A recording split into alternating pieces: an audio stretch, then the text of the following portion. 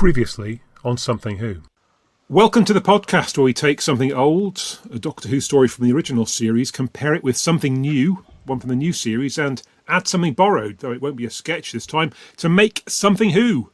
Hello, I'm Richard, and we're back with Something Who podcast, where we're looking at two tales with a connection to Mary Shelley's horror story, Frankenstein.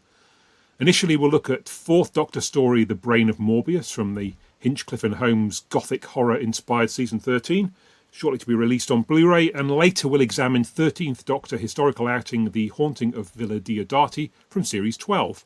And with me to decide whether these stories have animated us like a bolt of lightning or left us feeling like mouldering corpses, we have a fine panel. Starting with science and astronomy writer Giles. Evening. Yep. That's Hello, what Giles. being a top of your field in astronomy gets you. He knows that it's evening. I know it's evening, yes. Yeah. And we also have writer and amateur dramaticist, if that's a word, Paul. Yes, hello, good evening. And starting to feel like a fixture again, it is multi-talented 3D artist, writer, researcher, podcaster, telesnap animator and co-creator of Dalek 63 to 88. It's Gav. Hello! Hi. Hello there. Look, did you see what this liquid is? Strawberry Aid. It's non-alcoholic, that's what it is.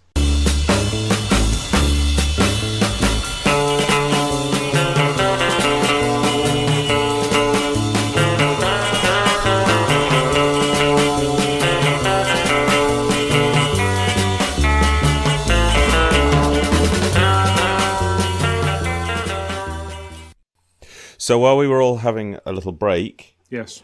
I texted the Simon Gurrier hotline and asked him if I was correct in recalling a quote from Bob Holmes where he said something about female characters being redundant. Simon says yes. Bob Holmes said that he was allegedly told he could not kill women characters, and so he felt the result was that you would get a character that was under threat, and if they are not in any peril, then they are of no use to the plot. So I did him a slight disservice, but And now is you've that done him true? a solid. Is what true? Which bit? All of it. Was he told he couldn't threaten Yes. women? Exactly. We're just getting deeper and deeper into a quagmire of uncertainty. So was that was definitely Simon and not Simon.gpt? Did Simon Gurrier also say, when are you bastards going to invite me back on your podcast? He did. That was his second message. Yeah.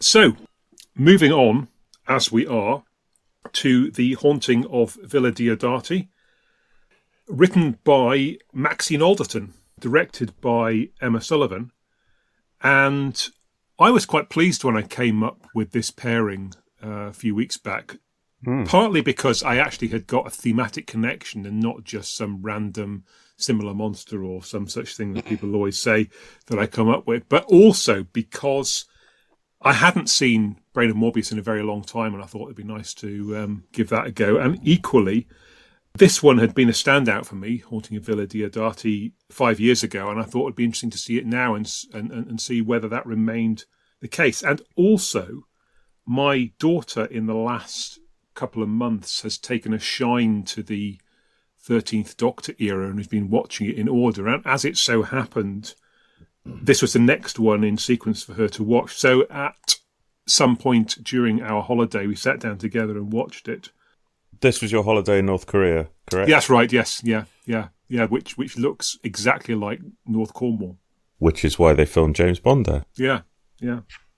So I, same as you, this was a standout for me at the time. I think I misremembered watching it again because I'd actually just watched it for work because I had to write a feature about the lone Cyberman costume. Right. So rewatching it tonight, it became apparent that my previous rewatching, I had not actually digested it as a story, and I must have essentially skipped the first half to just get to the Cyberman bits, rewound those a lot, and possibly even I might even have had it on mute when I watched it for work because it was just a visual assessment of the Cyberman. So yeah, tonight was probably therefore, in reality, my first rewatch since broadcast. I saw this at the Gallifrey convention in America. With I assume, no. I was about to create a false memory. I was about to say it must have been with several thousand other people, but I don't think it was. I think it was in a Matt Fitton's hotel room with a few. Is he related to John Fitton? Yeah, he is him. It's the same guy. Yeah. Witness protection, but they didn't go very far. Like the Skywalker family. Is that the holiday where you had the two-tone shorts on? It is. I went over there. Well, it might have been the year before. No, it was that year. I arrived on a Saturday and settled down in the nice rented house in Los Angeles, in the suburbs of Los Angeles, somewhere just outside Compton. And we also watched the previous episode. I can't remember what it was called. Can you hear me? It was about a bloke whose fingers came off and flew after people. Yeah. We were all a bit jet lagged and spaced out, and I don't think any of us quite believed what we were seeing. And as I may have mentioned before, I enjoyed watching an episode of New Who with a bunch of very, very young fans, and them all excoriating it. They hated it. I just patronisingly assumed that the young people at whom it was clearly aimed would lap it up, but no, they were more. Yeah, it took the piss out of them more than I did. And then to cap it off, at the a week later, one convention later, we watched this, and it was the best 13th Doctor episode we'd seen at the time, and in some ways may have remained so. If you're just after one that does the job, you know. Yes, I rushed down to tell everyone else that tonight's was really good, and they'd like it, and nobody cared. I think maybe nobody believed me. And who could blame them? Well, a lot of the 13th Doctor writers were there at that convention, but not Maxine Alderson, so I couldn't shake her by the hand. However, I did give the others very stern looks in the bar, as if to say, do better. Yeah, she can do it, why can't you? Yep. And that is exactly what I thought at the time. What I thought was, to skip ahead, to give them the benefit of the doubt, I didn't want to assume that Chibnall had hired mostly incompetent writers, and because all the stories are tonally fairly similar, and they seem to have share the same faults, I assumed he'd done a lot of rewriting on these other poor, unfortunate people's scripts. But this one escaped unscathed, so I thought, how did that happen? Was he on holiday? Was he laid up with tuberculosis or something? Was he not able to rewrite this one? Or maybe somebody will tell us. Too busy writing the Timeless Children, probably. Oh, of course. Too busy thinking, I'll nick that bit about the Sideman. I like that Sideman. I'll bring him back next week and then make it worse. Which is what he did. Giles, what was your thought on broadcast? I was pretty blown away by it as well. I thought, finally this is a cut above everything else that we've had for a long time. I wasn't that down on quite a lot of series 12. Yes. Yeah. Yeah. I remember thinking that there were some interesting ideas going on, but it was still very on the nose. I'm trying to remember what. Apart from "Can You Hear Me?" I'm trying to remember what the other there was that stories in that. There was that Praxeus thing that was a bit sort of on the nose, wasn't it? Yeah. The pollution in the sea and something or other. Yes. We had the Tesla one, didn't we? I quite enjoyed that. Yeah, that was pretty good. There's a Juden one which we've done a podcast on recently. We obviously thought, yes, the Juden one thought fairly highly of at the time, obviously. But it just stood out at the time. But I can't say unless BBC iPlayer has got a very, very long memory, I have watched it since, and at some point in the last couple of years. Because when I went to queue it up today, it showed it as already played, and I would have run it off the PVR or something. So presumably that's within relatively recent memory. But If we're talking about rewatching, I can tell you that I think I rewatched it a few days after my initial watching when I got home with Mrs. Morris, which I'd forgotten. She explained today that she'd seen it because I assumed she hadn't. And then I thought, and I congratulated her on having watched it while I was away without being prompted. And then I thought, no, of course you didn't do that. You fool. You made her watch it when you got back because you're a sadist and not a good husband.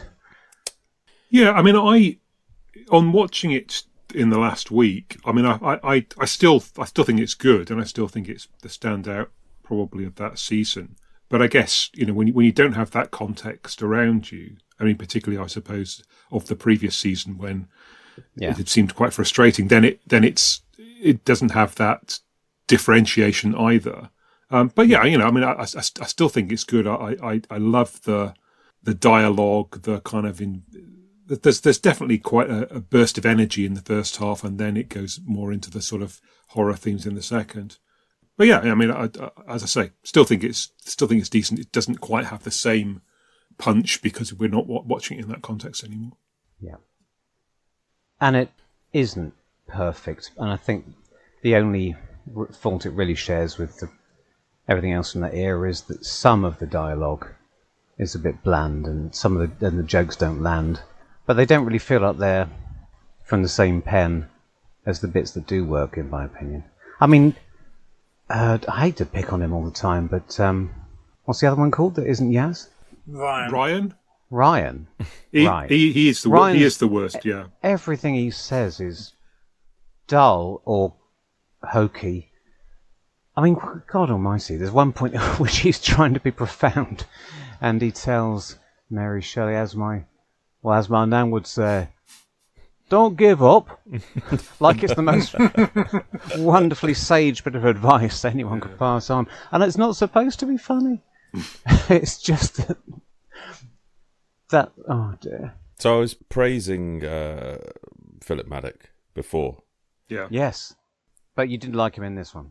He was less good in Villa Diodati. So, like the previous podcast, I watched these in reverse order because I thought I might not get to Morbius in time. So I paid full attention to The Haunting. And part of the reason that my praise for Philip Maddock was so high was the contrast between these two stories with their actors and characters. Mm-hmm. Because, Paul, bland, no pun intended. It's just, I thought everyone was very underwritten in Haunting of Villa Diodati. I found it really hard to differentiate the male characters, even though the one sole characteristic of your man is that he's a womanizer. But I don't know whether it's the caliber of the actors or the directing or the dialogue or a combination of all of them. But I was just struck by how captivating Philip Maddock was in Brain of Morbius as such a contrast to what I'd just watched that felt sort of anemic and fairly forgettable. And nobody really had... I mean, Mary Shelley's character was the better of them in terms of definition, but really that was just all because she was given more to do and say, but none of them felt defined as people. That most of what they said was in service to the plot, with a few little nods to their interpersonal relationships. But it's left me pondering what they needed to do differently. I can't entirely disagree. It's just, and this is such a basic ass thing to say, but the point is, watching this out of context. Of course, it's not as good as the Brain of Morbius, but it was better than the writing and the acting and the tone and the atmosphere was better than other things. Most of the stories around it in that era, which is why we were quite excited at the time. Yes, watching it again, it isn't really anything special. No. It should be better than this. It's not. Some of the faults that the underwritten characters are kind of, in my opinion, standard New Who. When you've only got 49 minutes on this one. I think they could have done more. They each get a scene where they get to show off their personal gimmicks, but it's not ultimately not character driven, and not fully anyway. And in terms of science fiction, they have just really taken a grab bag of things that will be fun to do in a ghostly type story. Ghostly visions, hands coming to life, all that. Yeah. They just put them all in there and just grabbed the nearest explanation that could explain why all these things are happening in the same adventure. Well, some of them. That really threw me. Yeah. Because I couldn't remember the explanation for the ghostly stuff. So I was paying extra attention to what was going on, and so that I could then unpick it when we finally got the explanation. So I was quite shocked to discover that some of it was left unexplained, with the possible explanation being maybe ghosts are real. Yeah, go on. I was just going to say whether that's Chibnall or Maxine Alderton, it's falling into one of those traps that I'm always moaning about. If it's the writer, then they're thinking, "Oh, this will be clever. I'll say it'll be a ghost story, but this time I'll say that some ghost might be real, and I'll leave it unsaid, and Doctor Who will never have done that before, and everyone will think it's the cleverest thing." Well, apart from Pertwee. Apart from all the times they've done it, like Under the Lake. No. Yeah. Yes. Wait. You just pick a lane. It's just, it's the equivalent of a horror film where the villain's dead, and then at the very end a hand comes out of the grave and grabs you.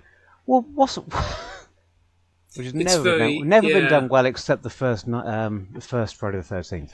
So the weird thing is, can I go on a big tangent? Please. A big tandem.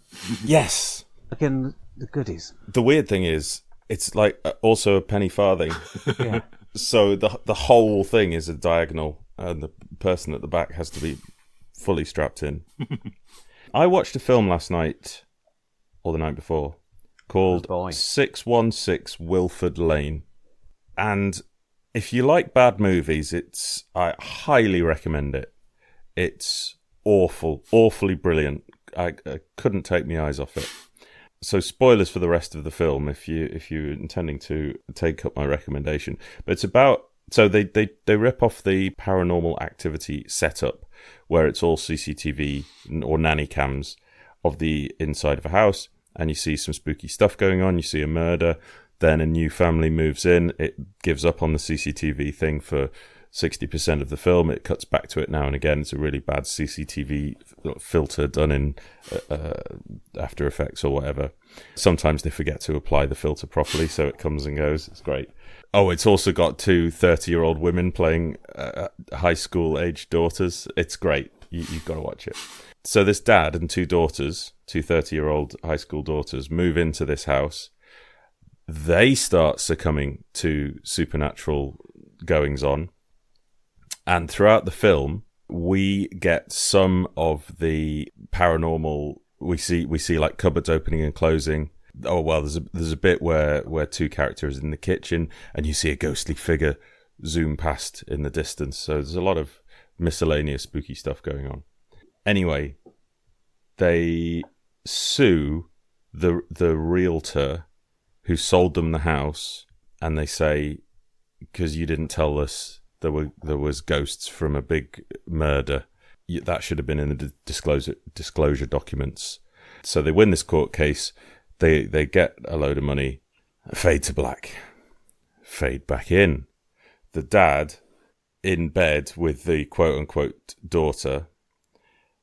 Then the other daughter comes in, and they're all throwing money up in the air going, "Yay, what a great con. We did it. We convinced them that ghosts were real, and we successfully sued them for being sold a ghost house." And then, double spoilers, there's an extra twist where fade to black, and it comes back, and the dad and one of the daughters is dead, and the other daughter has killed them both, so she can have all the money. Anyway, the point is, the weird thing is that they obviously thought it was very clever, the fact that there's things in the movie where there's ghostly stuff that's not part of their grift. So they pull off this con where they get the insurance money, they get the realtor lawsuit settled, where they do a ghost prank and then claim they've been harassed by ghosts, but it turns out also that ghosts were real. So I was quite astonished, having seen this cinematic masterpiece, to then watch The Haunting of Villa Diodati when exactly the same trick is pulled, where turns out ghosts are real as well as Cybermen and stuff. Does the writer think they're doing when they do this? It can only be that they think nobody's done that before. Yeah, but it is such a trope to just do that, as you say, at the end of the horror movie or whatever. It's just like, well, it reminds here's all the me. rational explanation, but woo, perhaps it's not. Like, or any movie about psychics and table rappers and things. Oh, I thought you were going to say the B movie where the kid gets abducted by aliens, and then he like the aliens come in at the beginning of the film and I don't know, abduct him and singe his curtains, and then he gets taken off to the alien spaceship, and then at the end of the film he wakes up. Oh, it was all a dream, and then he looks over and his curtains are singed. And that was 100 years ago. That film. Yeah, was exactly. made. It is exactly that. It was all a dream, or was it? To be honest, I kind of think that's anti-writing. I'd be astonished if any professional writer would don't pull that trick, because it goes against everything you learn about the craft of writing stories that tie up and are complete and fulfilling and satisfying. But it's the kind of cheap shot thing that you probably think, oh, that belongs in Doctor Who. At least It's a very naive trick. There's a good word. Oh, I'm really going. I'd forgotten that they made such a big deal of it. That was the thing. I remember them leaving it hanging, and that there were some ghosts that weren't explained by it. But I'd completely forgotten that there was a whole 2-minute dialogue scene that hit it so far, so much on the nose at the end. So was it ghost food that Bradley Walsh was eating? Was that real? Yeah. Were they ghost sandwiches? Who cares? What is the fact that calorific content of a sandwich brought to you by a ghost? Oh, I don't know, but I'm sure M.R. James wrote a story about it.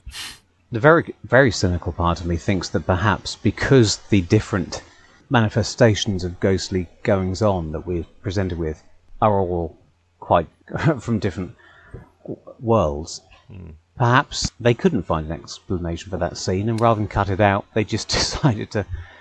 It's not very likely, but it's got to be possible. The skeleton running around, is that a mind trick? I can't remember. You'd think the mind trick would be able to explain everything else that wasn't explained by... Yes. I couldn't remember if there was a reason why that the man's pet skeleton... I say skeleton to be funny so often. I forget that that's not the correct word. No. I don't remember any explanation for the hand running about. Or I don't remember which side of the fence it falls on. Did you say you didn't think the direction was anything special? Because it isn't. It's it's like 95% of modern Doctor Who. It looks, if you don't know anything about directing, it looks more expensive and glossier than old-fashioned Doctor Who. So you think, doesn't Doctor Who look good nowadays? But it's nothing. I mean, that's just the least you'd expect when you have a lot of money and expensive cameras and also most of that cinematography rather than directing, which is a difference that I have really only fully begun to appreciate in recent years, because I would have lumped all of that together till I heard a few interesting anecdotes about directors who don't get behind the lens at all, and then since doing supporting artist work, as we call it, it's really interesting watching the director of photography working, setting up shots, saying to the director, "Oh, I've just found this Here, boss, look at this. Look down the viewfinder for 2 seconds. I'm just doing this really cool thing with the desk in the foreground. And the director's like, yep, whatever. So that's changed my view somewhat on what I thought directing is. And I guess that's partly because of our background in classic Doctor Who, where directing was blocking as well, except for the times when certain directors would just leave it up to the cameraman and hope they could find the shot. Yeah, I think I always thought... Because also some directors are more hands-on and are, blocking very carefully, but also the best directors like that, like Spielberg, also work with the best cinematographers. So it's interesting once somebody points out the same cinematographer working on 2 quite different films, and you suddenly start to see visual parallels that have nothing to do with the performances or any of that business. So my only surprise really is that directors of photography aren't sort of better known, or more like we all can name directors off the tops of our heads, but a lot of what we're seeing is not necessarily their vision. They've signed off on it though, because they're the master of the set. Well, auteur theory in it. Yeah, I was just going to say, it's a bit like CEOs, isn't it? Everybody knows who's the head of a company. I mean, they don't actually do anything very much. But, yeah. I know nothing about the relationship nowadays between the director and the editor, for example, apart from the bizarre anecdotes about the editor on season 5, first Matt Smith season, seeming to have ideas of station and be telling the directors and restructuring stories without the director or writer's knowledge. But ignoring that. Are you talking about Victory of the Daleks? And, oh God, on 1 or 2 others. We'll save that. Somebody told me they'd read an interview in Doctor Who magazine with the editor, which was slightly mind-blowing in terms of the amount of reshaping the story they did, rather than just trying to make the best version of what they've been presenting with.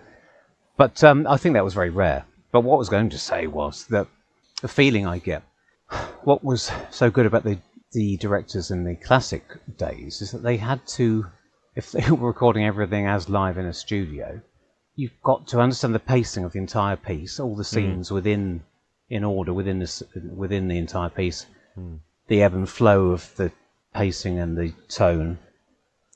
Plus on top of that, so as if you're doing a stage play, plus on top of that, know where to position your cameras for your mid-shots, your wide shots, your close-ups, to accentuate all of those artistic choices. So you've got to think through the feel of the entire thing in advance.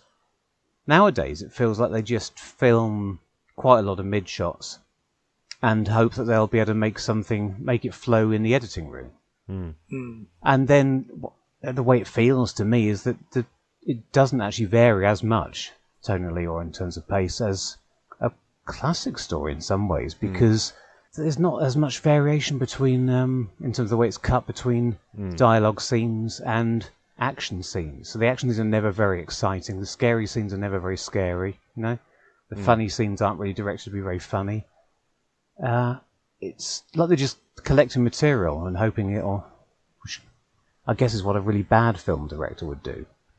There's perhaps an opportunity at the start of this to dwell a bit more, because as you say, there's quite a lot of fast-paced stuff where maybe it needs to breathe slightly longer. I mean, it is funny in places, but sometimes the funny bits are sort of lost a little bit because there's it's chop, chop, chop, chop, and you kind of leave some of it behind a bit. Yeah.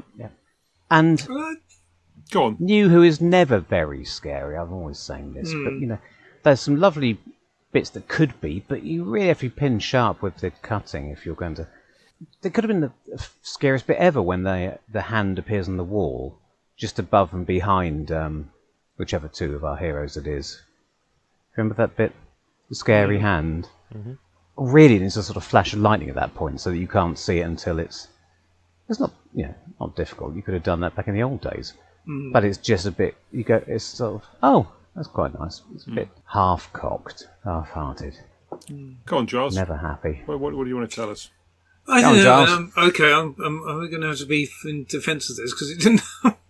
I have to admit it didn't. Yeah, it slightly glided past me when I watched it this time. But I do think it benefits. It stood out at the time that possibly, and it does feel like it's more consistent than a lot of stuff that's around it. And you've got it's kind of working within the fact you get the bone poems and stuff, and bits like that, and it's a. The fact it's a haunted house story, and okay, it has the humour, but I think there's nice bits and pieces in there, and I think it does. I think it does get confused, a bit with. It gets a bit samey with the sort of labyrinth of rooms. That feels like that goes on a bit too long. Yes, and then it kind of somewhat loses interest in all the haunted house stuff once the Cyberman turns up, and it goes and does something else at that point, even though that is the explanation. But I don't know. I think there's some clever things like I think there's sort of Jane Austen, the dance bit at the start is quite a clever way of quickly relaying. It was very good. All that sort of stuff to for all those for viewers who are not steeped in who all these people are and what which obviously we know who they are, and that this is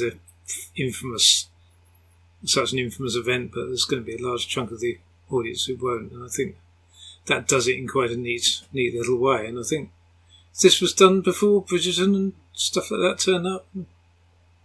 I think time-wise it must have been, so it's kind of, and obviously it's referencing Jane Austen dramas anyway, but... That's the sort of an example of the sort of things that we would have noticed at the time, because just little things like how much better the exposition is and how much more professional the nuts and bolts of the storytelling are, and it might be easier to overlook them now. But yes, so thank you for not doing that. Sorry, Gareth. Well, I struggle with the setup of this because it requires the Doctor to do her usual thing of explaining everything in an extremely blunt way. And it's a shame that the episode is set up that way, that she does her blurt and says, "Oh, this is the night that Mary Shelley will be inspired to write Frankenstein," because it doesn't need it, and I don't think it helps anything. But also, that time invested in the setup would be better spent on informing us more about who these characters are and how they respond to everything. And I just felt it was a little clumsily done. But that also feeds into something else that I'm cross about that I will come to later. Yeah, I mean, for me, I think I get the two women and what they're up to. Byron, I think, is reasonably well painted. Polidori, it's not. Does it say that he's Byron's physician? I mean, I guess you can maybe work it out. He seems a bit extraneous in the setup. You're right, by the way. Is his behaviour explained? Why he's so volatile? No, I don't think so. He's a zombie. There's a zombie thing. I can't remember about that, but the volatility, I'm pretty sure he was a fairly... And I think that's just true to what Polidori was really like. Right. He was a bit of a volatile character. Because it's set up as a mystery, I think. Why is his behaviour so odd? And Bradley Walsh has to keep an eye on him, and then he walks through a wall. Well, but then I suppose the wall walking is unrelated. Trance, yeah. Mary Shelley gets a line about, he does that a lot when he challenges Ryan to a duel. I didn't think about that because I think I carried a bit of knowledge about Polidori into it, that he was a bit of... What was it? It was probably an episode of You're Dead to Me. I think they did one about vampire literature and all the Gothic and all of this, and they went into it a bit on that. So maybe that looks, if you don't know that's what it was like, the behaviour seems so weird and extreme that you think that whole thing is more of a mystery than it's intended to be.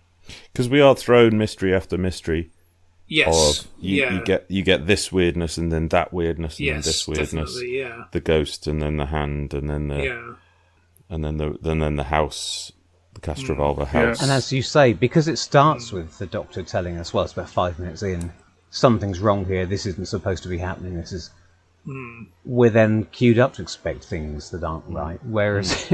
So the three explanations at the end were, that weirdness is normal, ignore it.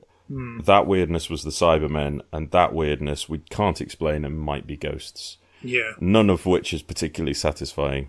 I mean, when you put it like that, it might just be that it's superficially less irritating than the other stories, which, rather than actually being of any intrinsic quality. Incidentally, whoever said it was right, this is about a year before Bridgerton. So it's not not building on that. Yeah. Again, just picking up on loose ends, they do attribute the bones, the animated bones, to something to do with the Cyberium protecting itself, protecting Shelley. Why strangle Ryan? I don't know. Well, I mean, wouldn't we all want to, though? Oh, yeah. That Yeah, makes sense, yeah, actually, yeah. There is that, yeah. That is the only thing that makes sense, finally. I realise it's such an obvious realisation to make why some of the humorous dialogue in modern Doctor Who annoys me so much. And it's not because I don't like humorous dialogue in Doctor Who, because I love it. I realise that it either has to be just whimsy, throwaway whimsy, characters who are whimsical, and you enjoy hearing their whimsical comments, but they're not designed to make you laugh out loud, like most of what the Doctor says in Classic Who. Or they have to actually be set up like jokes with triggers and payoffs, and they actually have to be funny enough to make you laugh. And a lot of the time, the dialogue is written as if it's a joke and it's going to make you laugh, but it isn't funny. It's an incompetent, poor joke. You know, it's a joke in context. The character's making a joke, and like half of what Ryan says is supposed to be funny. It's supposed to amuse the other characters, and is not funny. Is objectively drivel. But he's not presented as somebody who is not funny, is he? He's presented as everyone's mate. Yeah, they never laugh So at when- him, though. That doesn't help. That everything funny he ever says for Well- stony silence, both on screen and on the surface. Yeah, at I home. mean, I suppose it's supposed to be like in a post-Buffy world where characters are always being Quick Yeah. task so making, witty. In the American world, the characters are witty and they don't laugh at each other. But that's not real life. No. And we shouldn't be emulating that. Whether it's a good idea dramatically is one thing, but it doesn't work in a Sheffield accent. Sorry, people of Sheffield, but it's actually a compliment. racist. It's actually a compliment. If he actually had some- a Sheffield accent. Oh, That was one of the jokes. that's They come from somewhere even weirder than the Goblin Yeah, well- universe, the North. First thing I thought was, I wonder if any of these posh people were from the north, because of course they're not.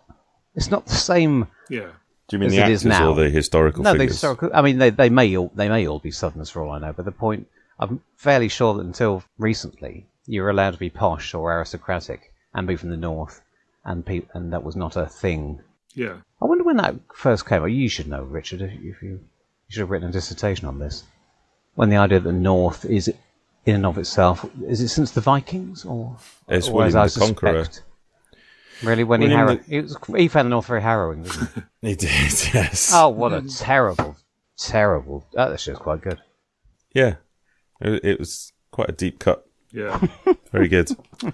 Shelley was born in Sussex. All right, here we go.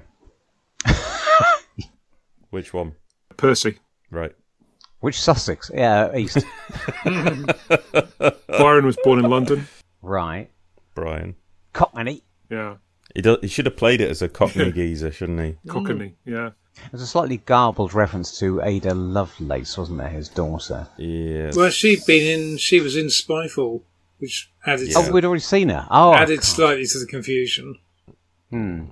That we then went back and met her mother. Yeah. And somebody should have said something, but they didn't.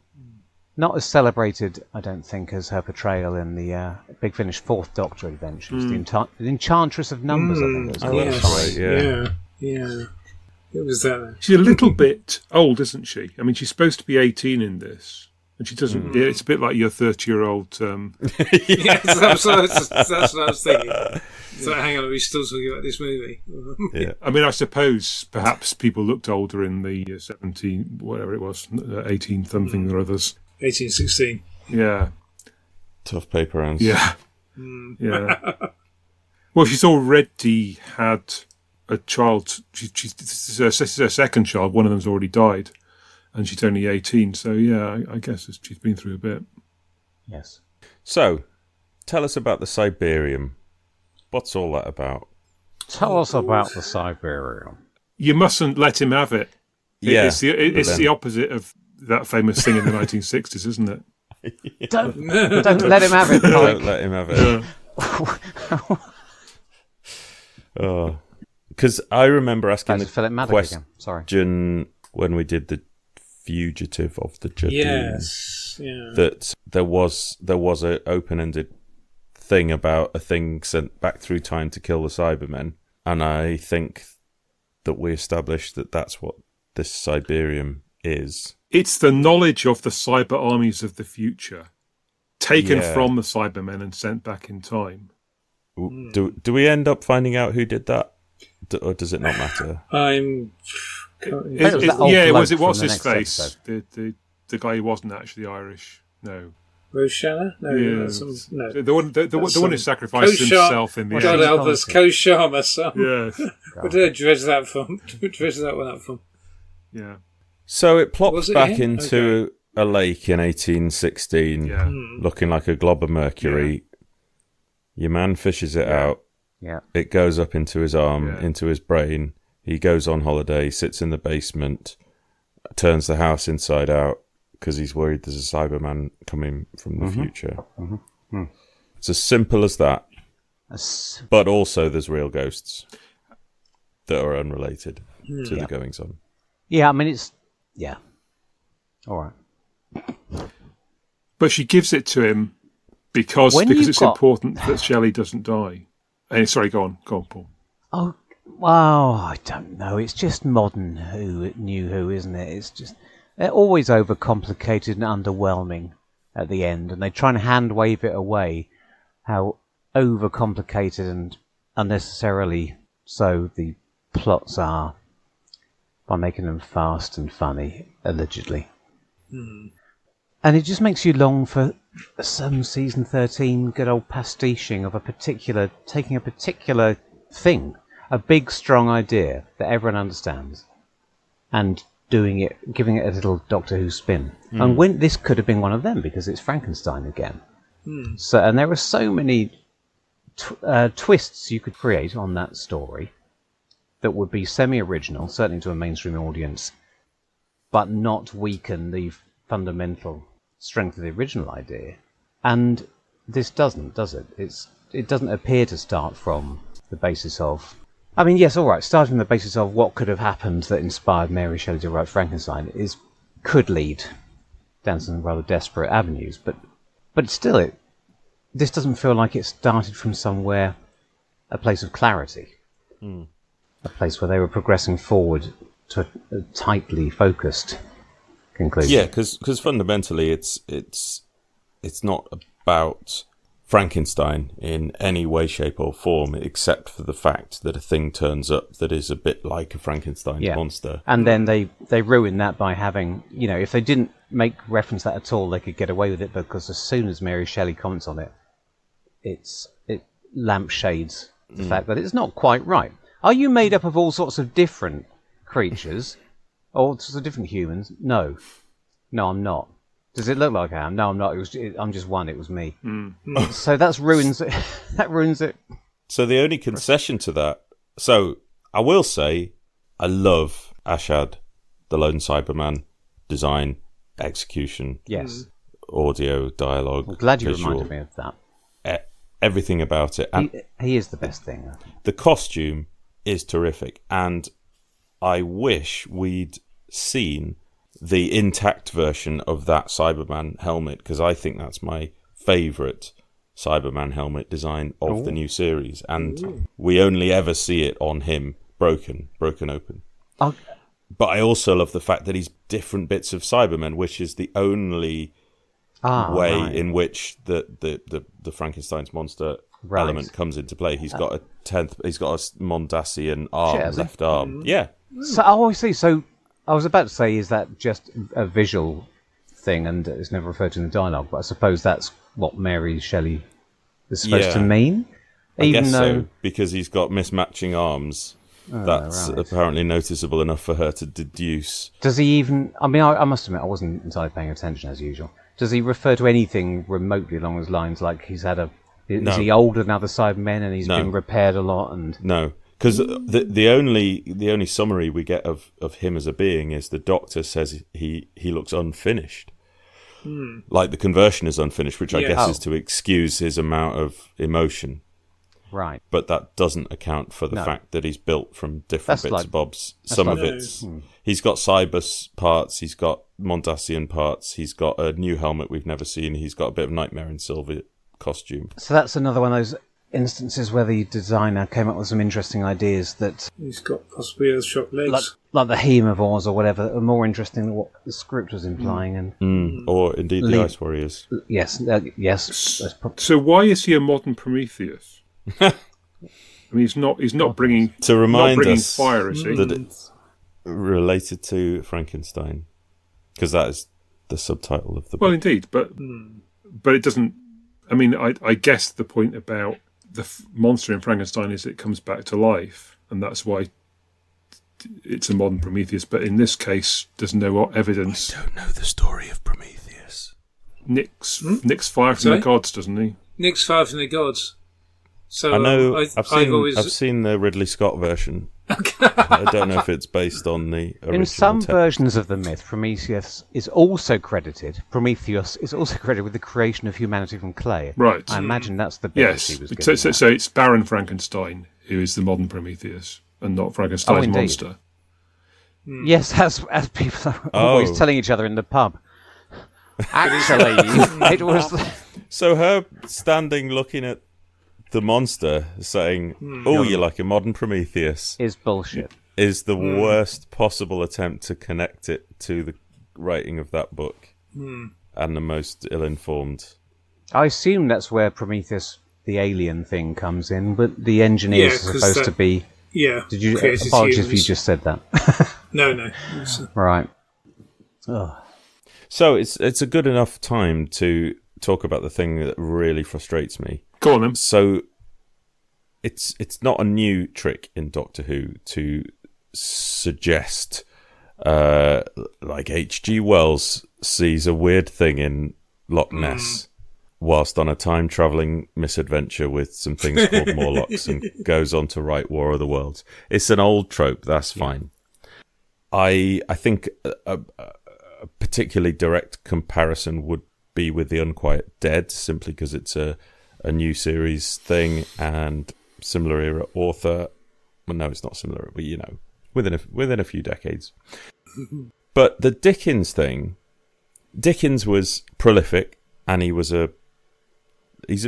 brilliant. I'm not knocking him, but he was a soap opera writer. He was churning it out for money as efficiently as possible. So you can afford, in his vast pantheon, to chuck away a story and say, oh, the Doctor showed him some ghosts, and that's why he wrote. Yep. Well, he was going to rewrite The Mystery of Edwin Drood, and then he died. Anyway, the point is, Mary Shelley was a astonishing, precocious, genius writer at the age of 18, with an inspirational idea and a fascinating discussion surrounding it. And this just takes that away from her. Yep. This says, oh, she didn't come up with one of the most influential ideas in literary history. She saw a Cyberman and just plagiarized that. So I think for an author, particularly a female author, at the time she was writing, so difficult for a woman's story to be heard. this shouldn't do anything to diminish her achievement, and it takes it out of the knees. Yeah. Here. That's why it's a terrible, terrible idea. You should never do these things in Doctor Who. It's a bad idea when you're just removing the agency from an inanimate object like the Great Fire of London. Not everything. Some things actually happen of their own volition in real life. But yeah, when you're implying nobody ever did anything interesting, good or bad, I think, God. And because they swerved this with Rosa Parks. This was like, everyone sit down, shut up, and don't interfere with this because it's important. You could feel that voice in the writers' room. Nobody suggests that Doctor Who fixed racism. Let this play out on its own. Yeah. We're not taking credit for this, but we will take credit for Great Fire of London, War of the Worlds, Dickens. Yeah. And there's the oddest thing, is writers writing about other writers not being able to come up with good ideas like them, like what I can. Or are they? Is it because Doctor Who writers don't have original ideas, and being a Doctor Who writer is all about plagiarism? that they've perhaps it's they're subconscious, wanting to own up to that. They're protesting too much. But it's no. Ugh. The final shot should have been, what's her name? Maxine Alderton. Yeah, John's granddaughter. Watching Villa Diodati on a TV screen and then stepping through a Rick and Morty portal into our universe and go, I've just had a great idea for a Doctor Who script. Didn't they do that in a year? shooting hour? Yeah, I was just thinking that. Don't retrospectively give Russell ideas.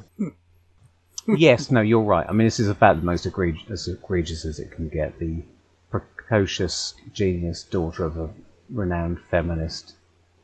And it's reduced to the Doctor saying, why don't we write some ghost stories? Why don't we stop dancing? This evening's gone wrong, you're all just dancing, having fun instead. Which is because that's the level you'll be at. You can see where these, I mean, it obviously it's not done intentionally. And you can see where this evolves from is, it's a fun idea that the Doctor goes into a situation and prompts a historic moment to take place. But somewhere along the way, it, like you said, it still needs to give the agency to the person they're just sort of nudging in the right direction, rather than just saying, not an original idea after all. Yep. Is it? We've probably mentioned Big Finish often enough, but does anyone know that Mary Shelley becomes a companion of the Doctor for a while? Yes, yeah. I can't remember the details now, but I think one of her first adventures is where she meets a lone Cyberman, oddly enough. Yeah, it's quite a good story, that one, I think. A Mark Platt story. It's a Cyberman, a 10th Planet style Cyberman that's being... yes, it's being used as a fairground attraction. I think it does a better job than this, but it's still skirting the whole Morlocks. That also sounds a bit like Nightmare in Silver. Oh God, is that? Oh dear, is it? I can't remember that. That's got the that's got the sort of Cyberman Mechanical Turk.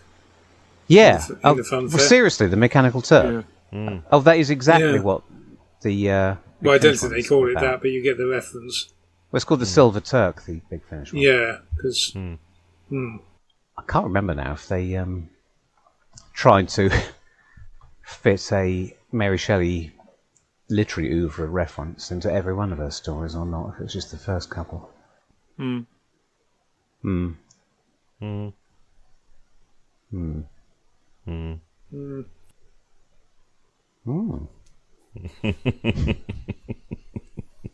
Getting to the other end of things, I'm talking about agency, etc. Yeah. At the far end of the story, all the stuff with the Doctor. I mean, like going, I've got to make his tough calls about whether or not they give the Siberian, and it's all a bit weird because she just having received these dire warnings, and I can't remember whether any of this actually gets to play play out. She gets dire warnings about don't give the Siberiad, the Cyberman, what he wants, and then she more or less immediately gives it to him. With a bit of umming and ahhing, and I don't know. It feels like it's another of these cases where they don't give Jodie's doctor much choice in the. Doesn't seem to have all that much agency. She just lets the doesn't nail the villain, as it were. I mean, I know we're obviously setting up for the closing two-parter, but it feels like I'm not sure whether there are any particular implications of the fact, because then Ashad's running around with the Siberium inside him, or with connected to him in the two-parter, but I can't remember whether there's any. So it feels like they've run all that time spent running around trying to keep it away from him, and she just gives it back. Yeah, I've never quite understood that. She makes such a big song and dance about how she's how lonely it is at the top, and how she sometimes has to be the one to make the big decisions, as if. Yeah. So how does that fit with her not being boxed into a corner here and not having any agency over the conclusion? So, what struck me, spoilers for Avengers Endgame. No, it wasn't. It wasn't Endgame. What was the one before it? Infinity War. Infinity The War. end of Infinity War. Is she Thor? No. Who is she? Is she Doctor Scarlet Strange. Witch? Oh, okay. Oh, it's Doctor Strange. Okay. So, Doctor Strange sacrifices the Time Stone to save Tony Stark because it's the only way that Thanos can eventually be defeated. But of course, Doctor Strange knows that because he's seen all the permutations. But it just struck me that it's the same situation written like the month Infinity War came out, I think. I might have got that completely wrong. Written the month. No, it was written about the time Endgame came out, I think. But without the framework of the setup, the setup that was going for the payoff, or any logic at all. Yeah, because the Doctor just says. Does her decision here bring about the destruction of Gallifrey in 2 episodes later? And does she ever reflect on how perhaps she should have listened to Jack? Not really. I think the destruction of Gallifrey is all down to the Master. So what are the horrendous consequences that will arise from them giving the Cybermen? Well, there isn't very much much because Ashad gets offed by the Master. Yeah, then he comes back again. Well, there seems to be this cyber war going on, but they're in the aftermath of this big cyber war anyway in the next 2 parts. Okay, so basically it's not. So that seems to have already happened, and then they've taken the Siberiad, and presumably does it allow the Cybermen to? I'm not sure whether it's directly responsible for allowing the Cybermen to try and come back and wipe out whatever the half dozen extras that are playing or minor characters who are playing the last vestige of humanity this week. Or maybe we should park that until we actually do that. Yeah, but I'm not sure. But the other thing that I was just checking, and when the Doctor meets up with Jack in Revolution of the Daleks, he asks her about this, and did you keep the Siberium away from the Cybermen? To which I think she admits not, but because I was expecting it to all be a circular, so we still don't know quite where Jack got this knowledge. Oh, I see. About the lone Cyberman, don't let the lone Cyberman have it, because I was expecting it to be a You're expecting too much, mate. To be a circular that the Doctor would pass that message to Jack, so that Jack, who, well, fill in the that would have been would have been fun, but Gavin wouldn't like it because he doesn't like what they called shoelace paradoxes. Bootstrap. Bootstrap. That's the one. Yeah. Oh. Yeah. So not only do we not know where Jack got that information, but the information was irrelevant as well. So yes. Yeah. There's 2 layers of guff. It's probably too late to say this. I should have said this back when Gav was saying that the his favourite part of the story was the lone Ashad, the concept, the betrayal, the realisation, everything. And I agree, but he's almost, watching it again, he's almost like my favourite Cyberman ever. And then I thought, thought that, I realised that he's completely not just atypical. He's not very Cyberman, he goes against everything that they're supposed to be. They're supposed to be uniform, identical, emotionless. They're not supposed to have, canonically, they're not supposed to have human parts inside. Everything about him's wrong, but it's so much more interesting. But this was the same with the debut of David Banks in Earthshock. It was totally against everything that had gone before. He was mobile, maneuverable, distinctive. You could see his human attributes, and despite the claims that he was emotionless, he was full of delicious lines of dialogue, and arguably a lot of people's favourite form of Cyberman. So, I mean, I shouldn't have introduced this topic here because we could talk about this all night, but whether the Cybermen have ever really fulfilled their true potential, or if their true potential was not in the original concept but somewhere else. I mean, the new series seems to have fulfilled the idea that the creators had, that they would be identical and emotionless. And they're the most boring to watch with their martial, their drilled stomping. The marching and the stomping. And emotion. That they're just robots.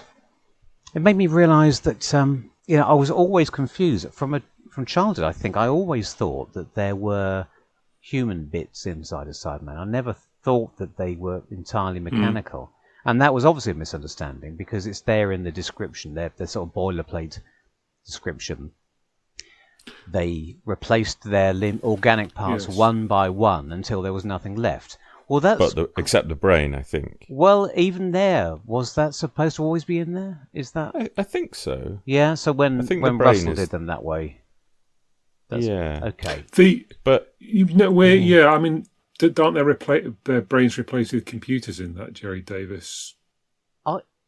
Anyway, I feel like the I think somebody says in Rise of the Cybermen, these ones have got brains, but I could be wrong. The closest. Let's have a big argument. I mean, for me, the closest that the Cybermen come to realizing their potential is in World Enough and Time, but it is a bit thrown away in the following episode. It doesn't build on that menace that you get in that first episode.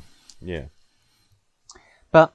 Maybe there's just a paradox inherent in them that the psychological shock value of a Cyberman is that it used to be human and that could be us. But if you take it all the way to them being 100% mechanical, I suppose then that's entirely wasted. You can't imagine. You have to have a bit of each. And so even keeping the brain in there, like the compromise Russell went for, doesn't, even if you show it.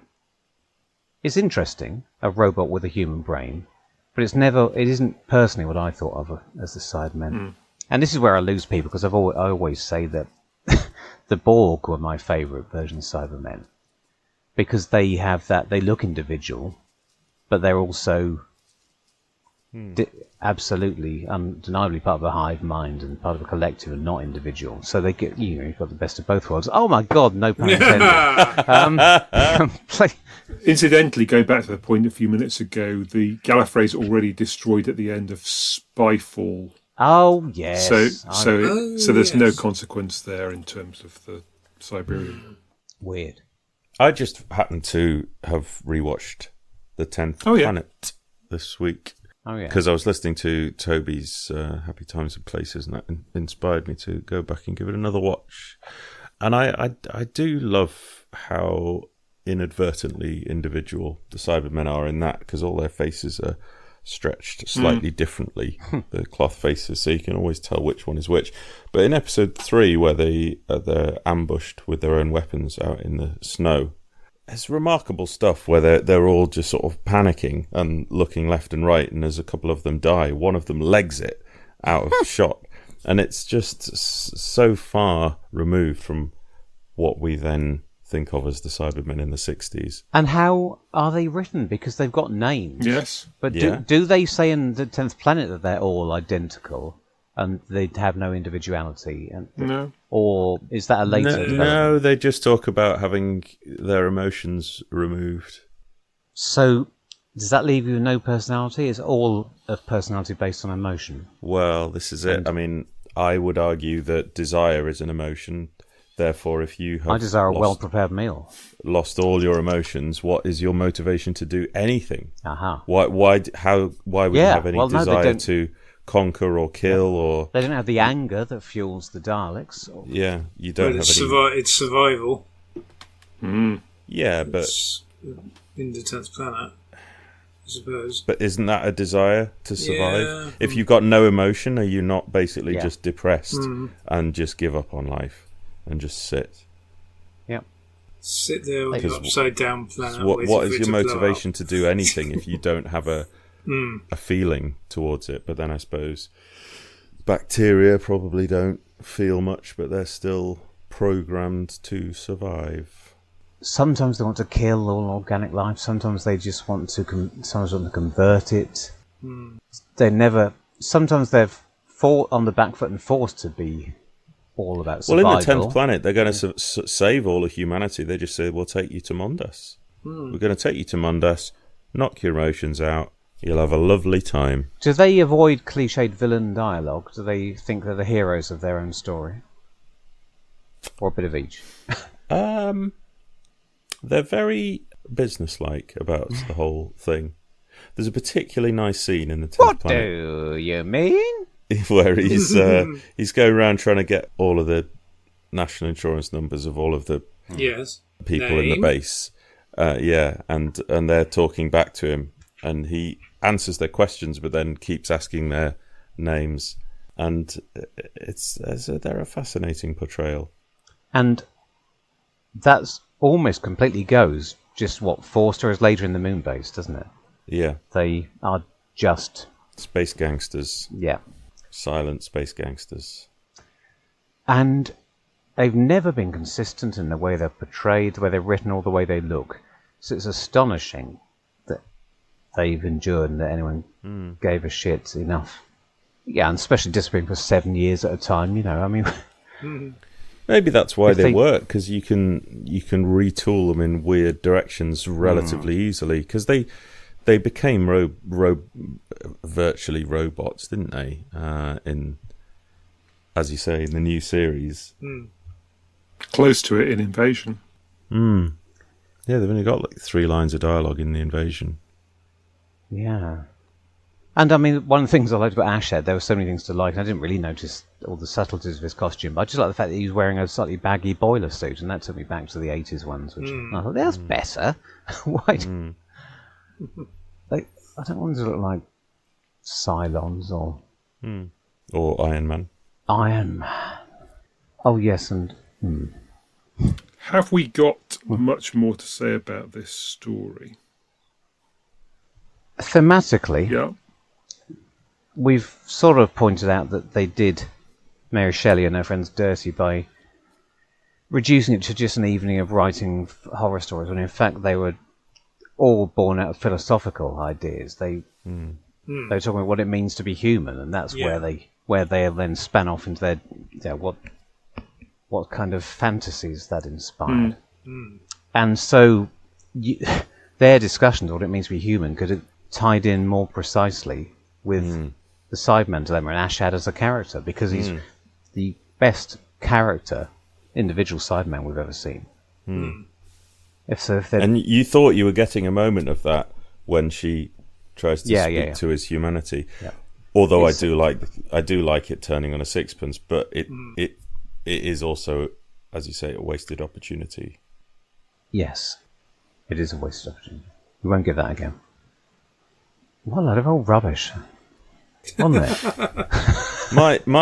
my outcome was, I just sat there saying to myself, what a mess Oh dear, that was. Oh, I thought God. my memory had been that it was a really interesting, simple, distilled idea, executed very neatly, and on a revisit it was chaotic and not executed very well, and didn't know what it was trying to say, and didn't do any of it very well. And not even the lightning was any good. The lightning was flash frames of white.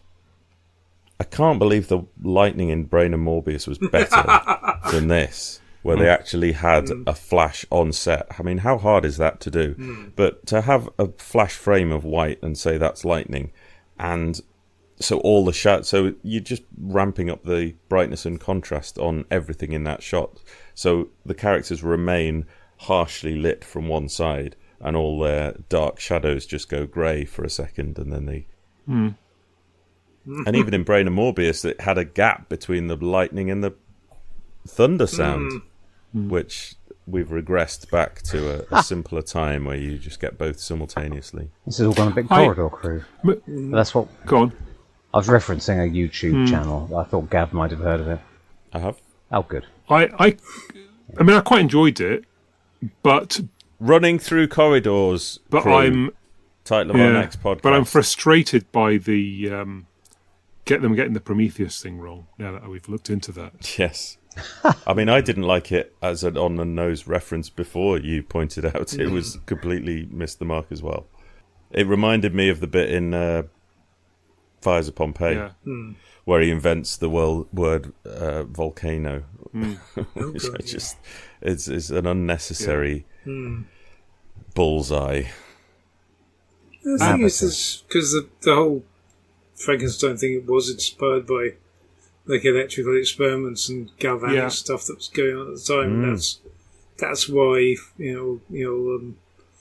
was it Galvani was doing the frog jumping frog's legs and all of that stuff, and that's what you get in Morbius, where he's stimulating the mandibles. Yes, if you pardon the expression.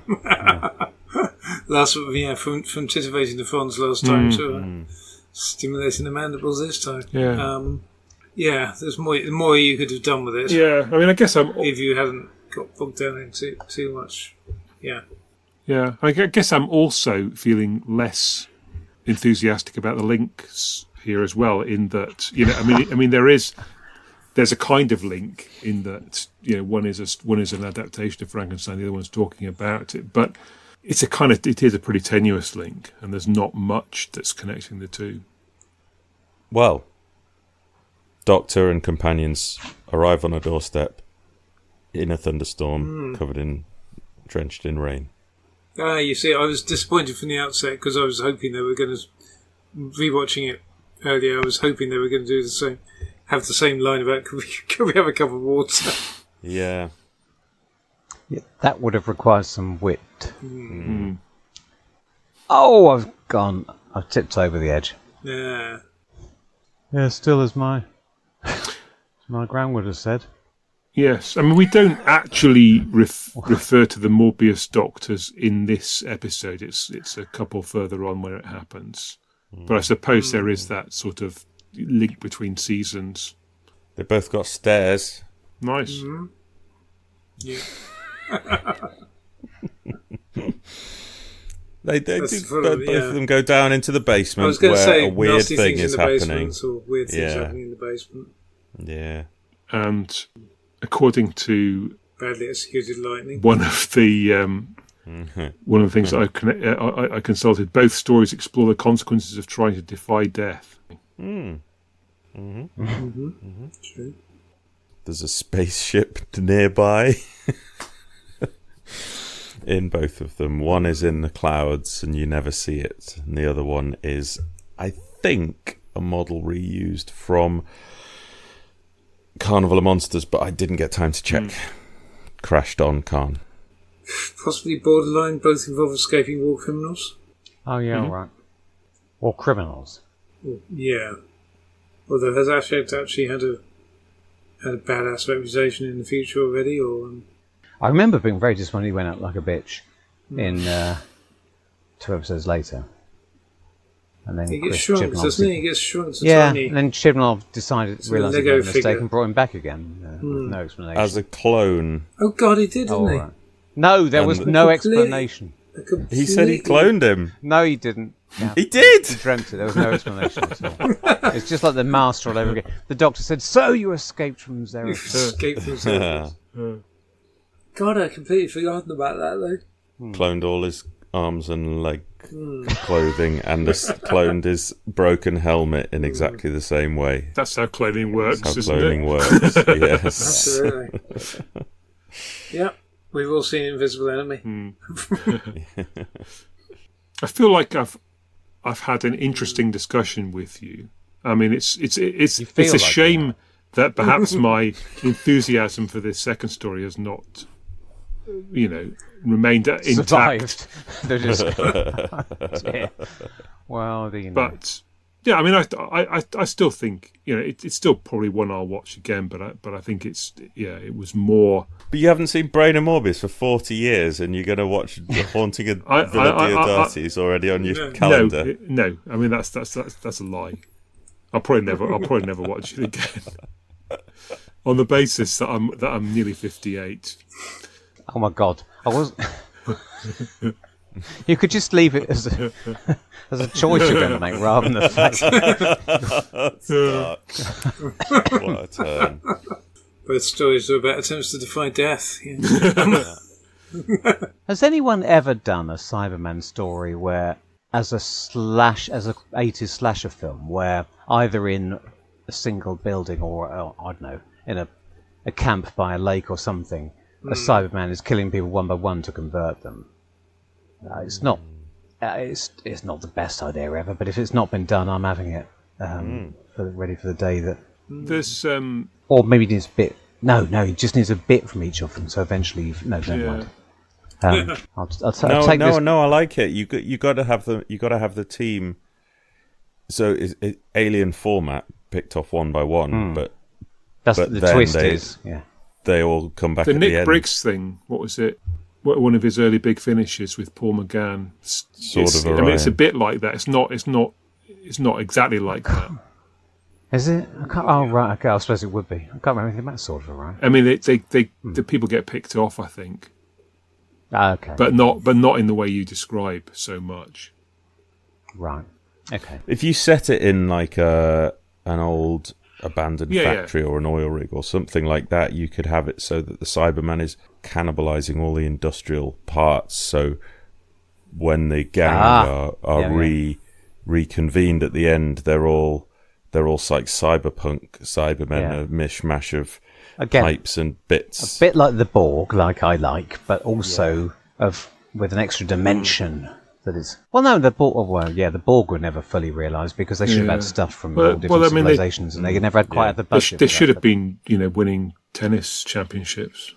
And on that bombshell, yeah. I suppose I should do my outro bit. Yeah. Before we all fall asleep. So, look, thanks for listening to Something Who.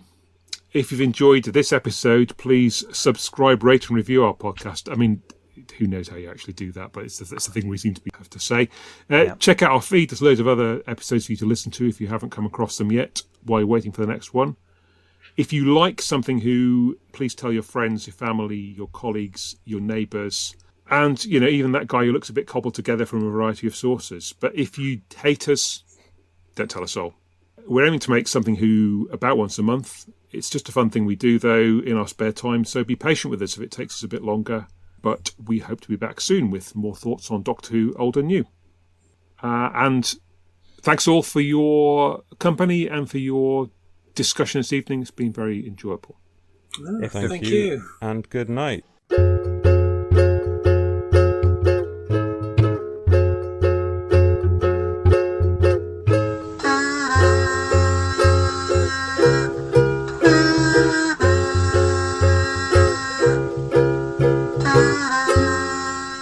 Say good night, fake Paul. Good night. It's been fun, and we'll catch up next time. She's gone Scottish. I've gone Scottish. I've turned into Kelly MacDonald.